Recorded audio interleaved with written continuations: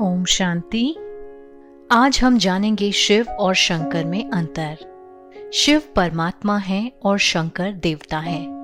इसलिए कहा भी जाता है ब्रह्मा देवताय नमः, विष्णु देवताय नमः, शंकर देवताय नमः और शिव परमात्माय नमः। शिव रचयिता है अर्थात पिता है। शंकर उनकी रचना अर्थात उनके पुत्र हैं।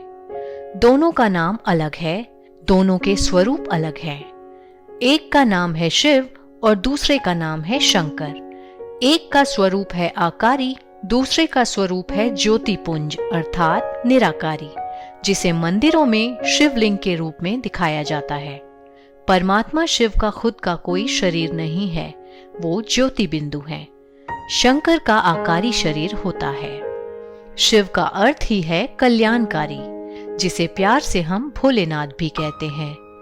शंकर जी विनाशकारी देवता हैं, जिनके लिए ही कहा जाता है कि तीसरा नेत्र खुलने पर विनाश होता है।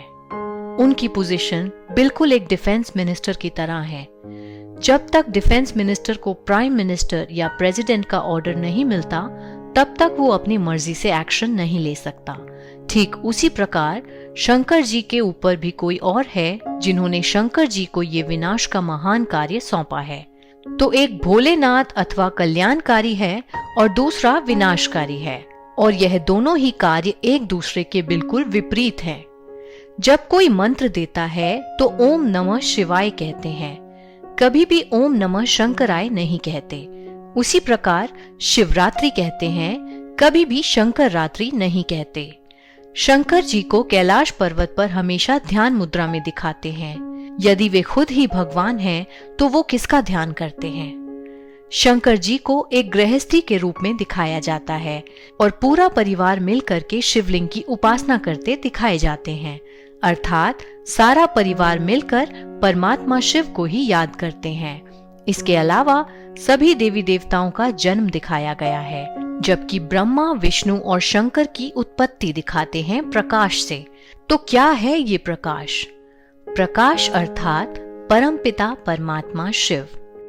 भारत में चारों दिशाओं में 12 ज्योतिर्लिंगम दिखाए जाते हैं।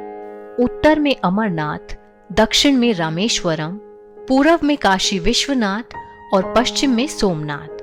और इन सभी जगहों पर केवल और केवल शिवलिंग की स्थापना ही की गई है। यहाँ शंकर की मूर्ति कहीं भी नहीं है। जब एक मंदिर में शिवलिंग की स्थापना करनी होती है, तब शिवलिंग को द्वार से नहीं लाया जाता, उसको ऊपर से उतारा जाता है, जिसके बाद ही मंदिर में गुंबद लगाया जाता है। बाकी सभी देवी देवताओं को द्वार से लाया जाता है।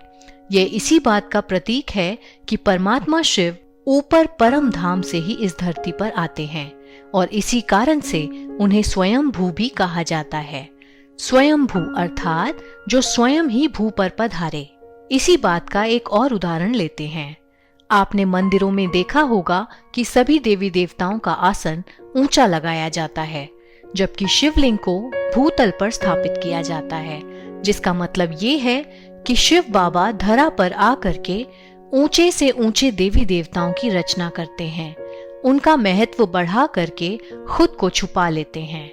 और यह काम केवल एक पिता का ही हो सकता है, जो अपने से भी ऊपर अपने बच्चों को रखता है।